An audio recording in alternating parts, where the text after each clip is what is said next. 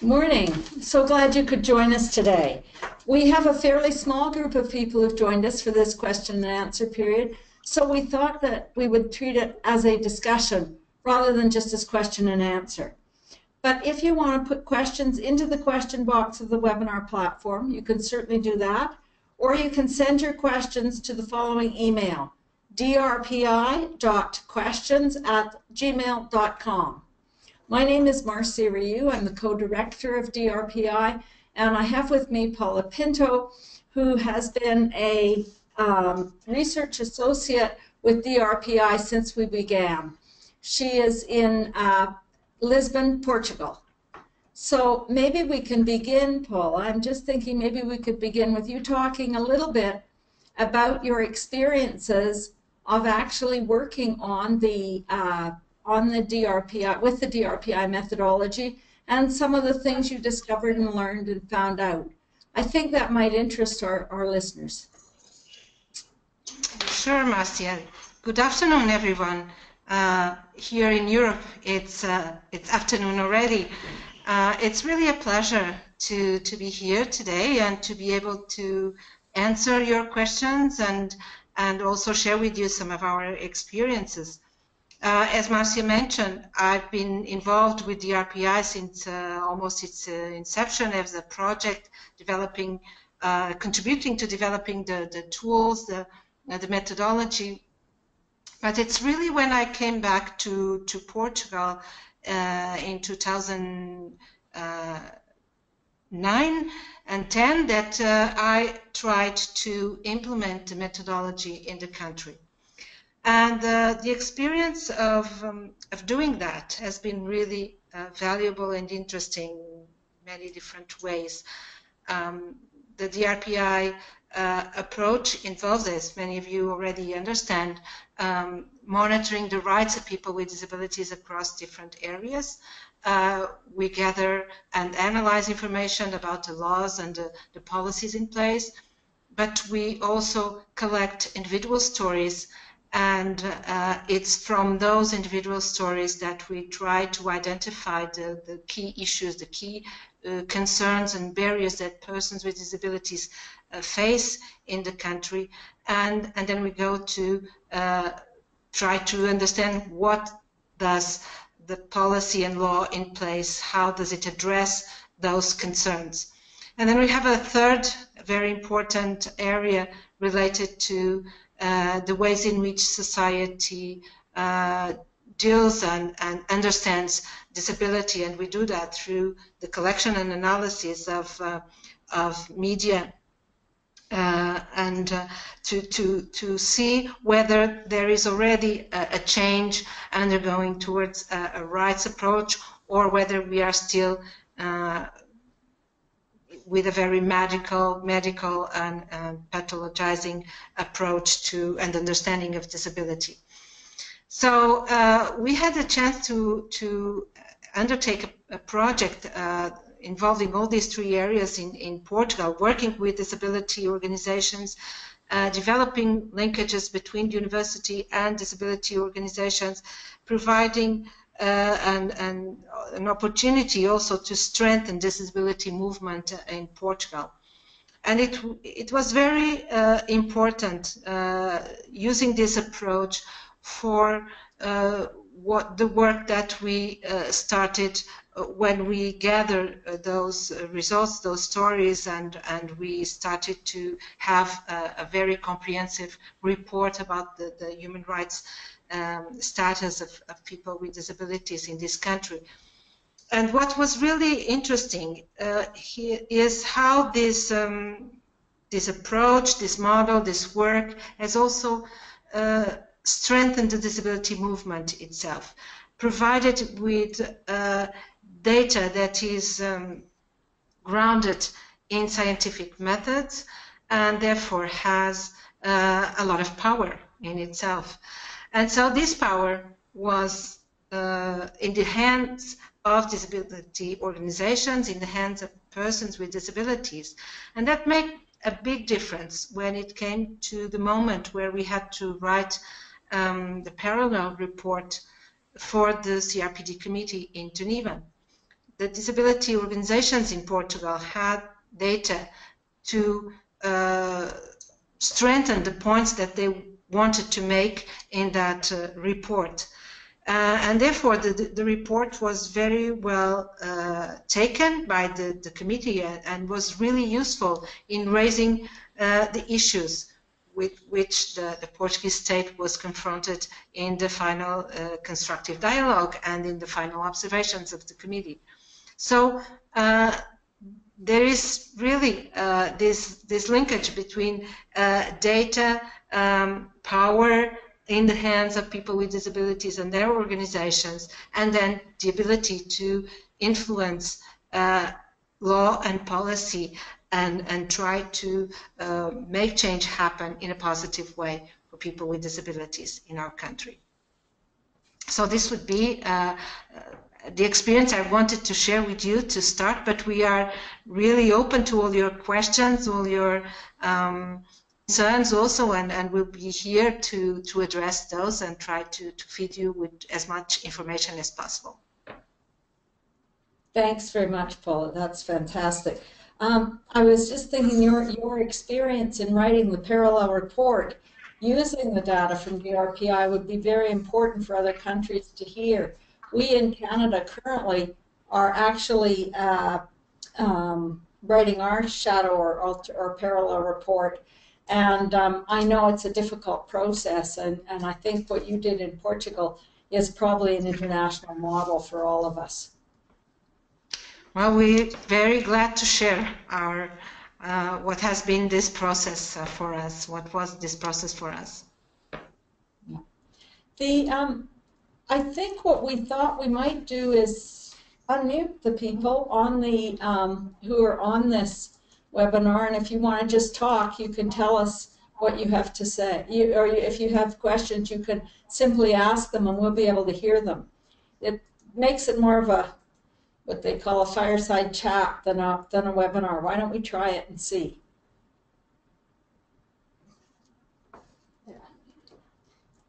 Okay, you're unmuted now. So if any of the people on the website want to ask a question, you're more than welcome to ask a question. I actually have one to ask you, Paula.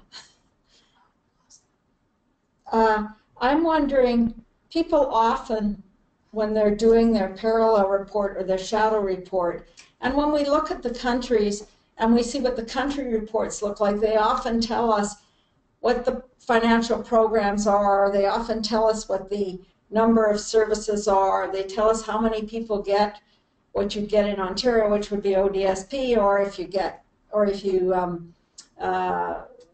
get some kind of housing service, but we don't often see those kinds of things related to thinking about whether those services are provided, carefully observing the rights principles. So rights like dignity, rights like autonomy. And I'm wondering if you might be able to talk to us just for a few minutes about the difference between people getting services or getting programs or getting and actually getting those services or programs with dignity and autonomy.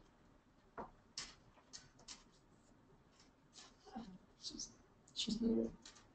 Hang on just a sec, Paul, you seem to be muted.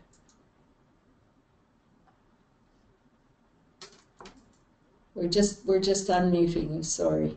Okay, I think I'm good now. All right, so I thank you for your question. Just go ahead. Thank you for your question, and I think I actually have a strong example to illustrate just what you have said. In Portugal, we have a very, apparently very progressive law on inclusive education. We are often showcased at European level as a country where 99% of children with disabilities are in mainstream schools. And this is true. In terms of statistics, it's absolutely true.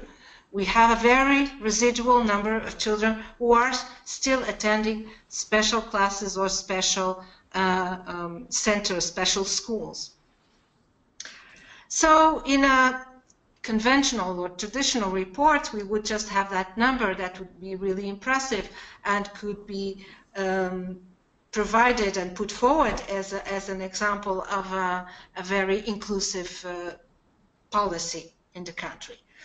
However, when we use the DRPI tools and we carried on these interviews on the field, and we talked about with the students with disabilities, with their families, we understood that although there is that policy in place, there is often a lack of adequate resources to support that inclusion. So in many cases, we're not talking exactly of inclusion, inclusion that respects the dignity of the people, inclusion that really fosters respect for difference. We're talking about placing children in a mainstream environment, but that does not guarantee, per se, if the adequate supports are not in place, that does not guarantee that all the human rights principles are being respected and implemented. And in fact, all that data that we collected through the DRPI methodologies and tools provided us the opportunity to show very clearly that there are still many problems. And despite that very impressive statistics, human rights of children with disabilities and of adolescents and youngsters are not being fully realized in terms of all these principles of autonomy, dignity, respect for difference, equality of opportunities, and so forth. Mm-hmm. That's great, thank you. I always think of the example of institutions or congregated living, where people don't get choice, so they don't have autonomy, and they don't have much dignity either, which are probably as important as having a roof over one's head in terms of how one is able to think about providing some real inclusion into the community. I don't know if you have any experience of that, where you're looking at housing, for example. Well, in this country, unfortunately, there is a very important shortage of any kind of residential care. Mostly what happens is that people with disabilities, they stay forever in their families, and families care for them. But I guess that goes in the same direction as what you were saying, because although these people have a roof and they have apparently a home, is it a choice really for the families to keep caring for their children, or is it the fact that they are forced to do it, otherwise these people would be homeless? And is it a choice for the person with disability to continue to be cared by an aging parent? What does that do to the autonomy of those persons who are still being cared by the family? Or are we talking here really about just having a roof and a home, or are we talking about really respecting the principles of autonomy, dignity, participation, inclusion of persons with disabilities? Thanks, Paul. I think we might see if any of our respondents on the line have questions. Sure. Someone's got to help me here.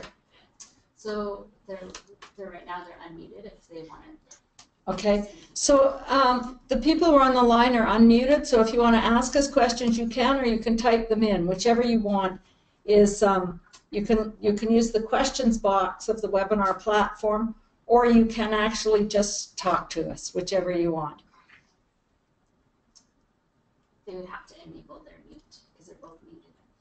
You have to apparently unmute yourself to do that. Not sure how you unmute yourself. The question for the ask. Thank you. So maybe I was wondering if we wanted to talk a little bit about the testing and the piloting that went on for the hub itself, and how it was constructed, built in partnership with people with disabilities from around the world? Oh, all of our work has been working very closely with people with disabilities in at least 5 continents around the world. We were worried, as people can be, that it was possible that people with disabilities would get left out once again in the monitoring of disability rights. It's not uncommon for people to forget to include the voices of people with disabilities. So all of our work, developing all the tools, certainly took place with more than the consultation, the engagement of people with disabilities themselves. In terms of developing the hub, that's quite a big undertaking, because we wanted it to be fully accessible, which is not something that you simply do by clicking a couple of programs on Google. It really requires a lot of individual tweaking and individual building of an online network. It just doesn't happen through the systems that are currently in place. But we're also working with people in some of the big companies to try to make that happen.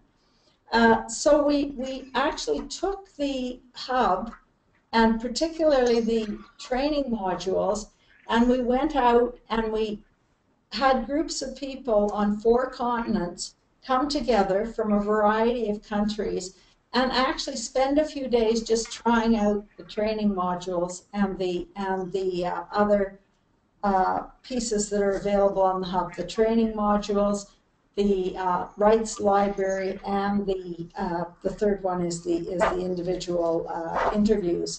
So we worked with people in those countries to try it out, to see how it worked. And every single comment that they gave us during that process, we took into account in finalizing the hub. So we know it's accessible, we know it works for people, and we know that the training modules can be fairly easily followed fairly easily followed on the web, which is what we are really interested in seeing how that works. Our main concern with this kind of work was that we weren't holding it here in Toronto, or we weren't holding it in Portugal, or we weren't holding it in Buenos Aires in Argentina, but rather we were making sure that people throughout the world would have the opportunity to try this out in their own communities at their own speed as they wish to. We're always here to answer the questions. We're always here to have those discussions. In fact, I was just thinking there's a group in Africa who are interested, I think it's South Africa, who are really interested in doing a project. And I was thinking, actually, we could even walk through with them the training. And not only could we walk through the training as it's up on the web, but we could also answer questions like we're doing now. And I hadn't thought of that before today, but I think that's one of the things that it's possible for us to do. Do you think we could do that, Paula? No, absolutely. And I think that's really a very unique thing and a unique attitude, because often these systems have a very heavy copyright attached, and even costs to access the methodology or to be able to use the tools. And here, not only is every tool and is totally accessible and free of charge, but it's also available, all the information that is required for people to understand how these tools can be used, what they can do for them, they can do for their countries, and even allowing different countries, different organizations to adapt those tools to focus on particular issues that might be more relevant for their countries.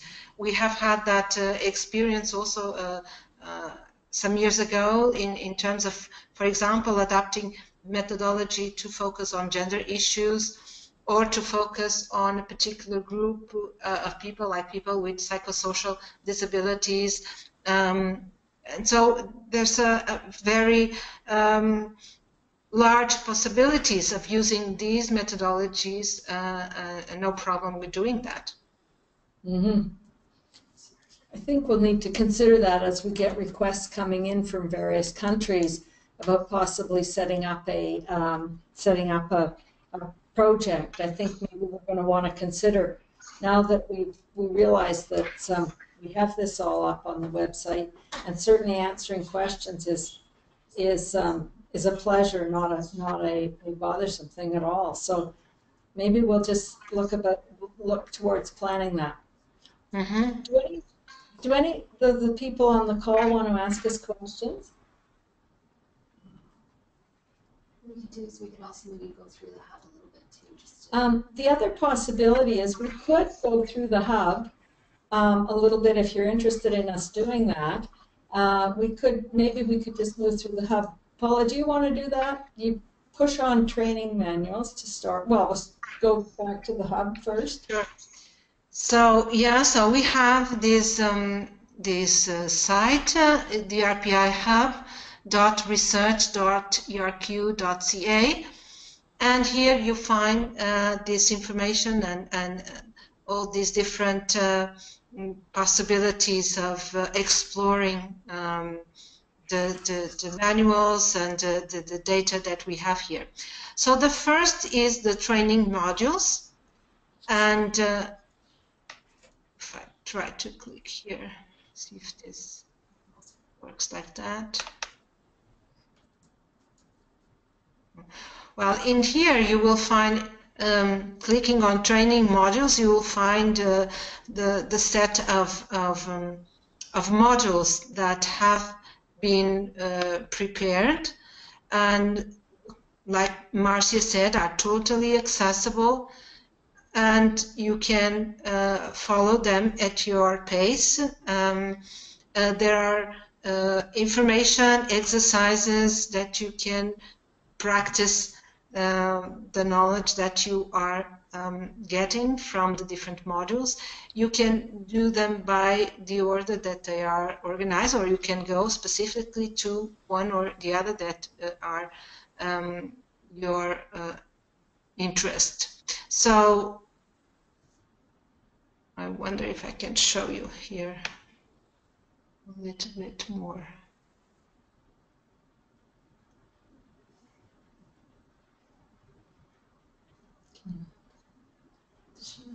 I don't seem to be able to move the screen. She wants to move the screen. She should be able to. She has access. Try now, Paula. It doesn't allow me to go down on the screen, you know what I mean? Oh, you want me to? I'll scroll for you then. Yeah.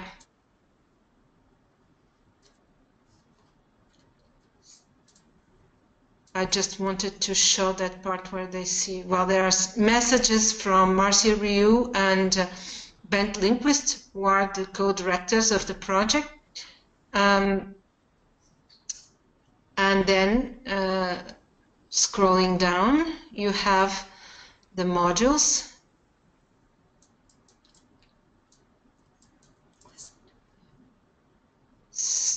There are 7 modules. The first on human rights, disability and monitoring. It's a more conceptual, to provide you the framework and the notions that we are talking about here.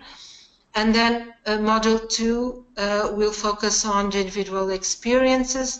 Module 3 on organizing and coordinating a project in the field. Module 4 on the systemic monitoring, that is the analysis, assessment of laws, policies and programs. Module 5 on the social attitudes toward monitoring. Module 6 about creating producing this holistic reporting that brings together the 3 pieces that we mentioned before. And finally, module 7 providing ideas and guidelines for using this information to improve the lives of persons with disabilities.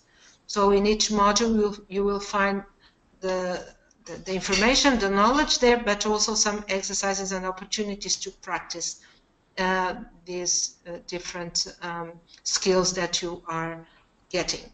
Paula, why don't we click on Module 1 and see what it looks like? Okay, I can try.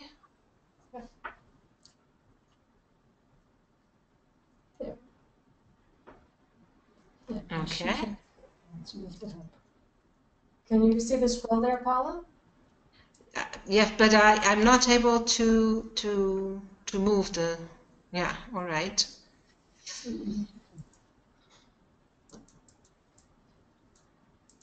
So here you see the general objective, general goal, then the different lessons in which the module is divided,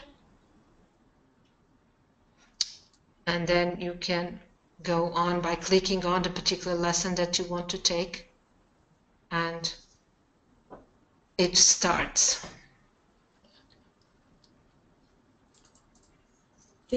Within each of the lessons, there are a number of things you'll see as you go through. There are some videos, some really good videos actually. There are also some quizzes. So you'll see there's a quiz under quiz 1 under topic 1.1 up on your screen now. So you go through the quizzes. You can go through the if we go to topic 1.1, I think we'll see that there is there are within that module, you'll see that there are videos. There are also some papers in there. If you just go up a little, don't go too fast. It's really confusing. If you just go down a little bit, you'll see, keep going. You'll see that there's something that says 211 World Health Organization World Report. So that will give you, if you click on that, what you'll do is actually go into that report. So it's a quick way to get some of these key facts for yourself. If we go down just a little bit more, if we go down a little bit more, then we'll find, you see the UNCRPD fact sheet. So again, you just click on that and you'll come to that UNCRPD fact sheet. So everything is put together for you in terms of this. There is there a video. The video you'll see, and you can simply go through those videos, and they'll and you'll be able to. There's a video, so you can, and each of those videos has a transcript. So the transcript, so that if you can't see the screen, if you can't hear the screen, then you will in fact be able to look at the transcript. There are no videos on the website that aren't transcribed, so that's really helpful. The other thing that might be useful to point out is that there is a facts and questions page, which gives you, and it's right up at the top, I think, which gives you a good deal of the, it gives you a lot of the answers to a lot of the questions if there's any problem with going through the material. So it gives you those questions and answers. Those are the questions we were asked when we went out on the to the various continents to test how this course was working. If we go back up to the top of the page again, you'll see there are a whole series of things across the top. One is the training modules, which show you the various modules on the left-hand side. You can go directly to any of those modules just by pushing on them. The second is the forms and checklists. Those are all the things that are used, and you're shown how to use them throughout the training. But if you suddenly needed one of those, we thought it would be helpful, and people told us it would be helpful to have those all listed in one place. The next one is called About, and it's simply about DRPI and what we're doing and what we have been doing for the past 15 years. The login is the next one to the right. You have to log in and actually provide and have a password to go into all of the modules except the first module. The first module you can go in and use it without logging in. The other modules you actually have to log in. Then the DRPI main site is listed there, and then the DRPI hub, which we just showed you a few minutes ago. There are a few other really great features. If you look up at the top, it says show display preferences. So that here you can change the text easily so that you can read it more easily. If the type is problematic for you, there are a variety of other types you can use here. We've used the types that people told us were the most common and most helpful in terms of understanding. And finally, there's line spacing on the right. So that all of those are features, accessibility features. Down in the right-hand corner, if you're looking now on the DRPI training, you'll see a translate button. We have actually used translation to provide you with this training in 8 languages, if I counted right as I went across. So there are a variety of languages there that you can translate it into and do the whole training in the language in your own country. We haven't done it for all countries. Some we weren't able to verify that the translation would work well enough. In addition, on the line where you have the FAQs and so on, you also have DRPI's Facebook, their Twitter page, their YouTube channel, and questions. What's that question? Search. Oh, search. Okay.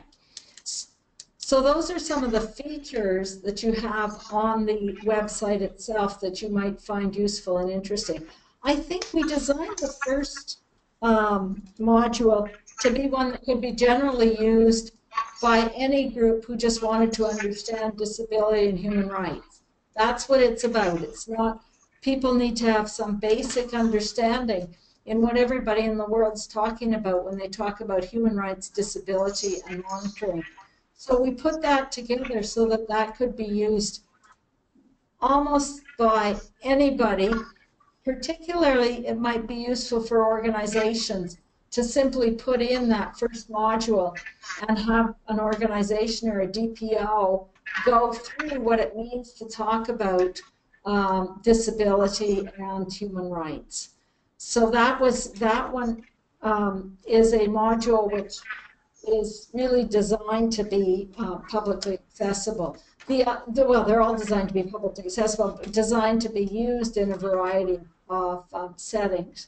The other ones are really very specifically training for doing this kind of monitoring.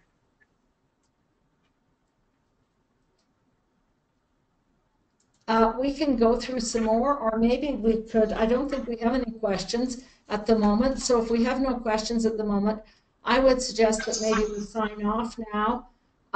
We'll look at having more question and answers. I know we're doing one a little later today in Portuguese, which Paula will be involved in with our officer, Jose Vieira from Buenos Aires, Argentina. We will also be having a number of other question and answer sessions from different regions around the world in the next 2 weeks. So thanks a lot for participating. We really appreciate you coming on board with us. Thanks a lot, Paula, for taking the time. And thanks to all our people in the room who've been keeping this moving forward. Thanks. Bye. Bye.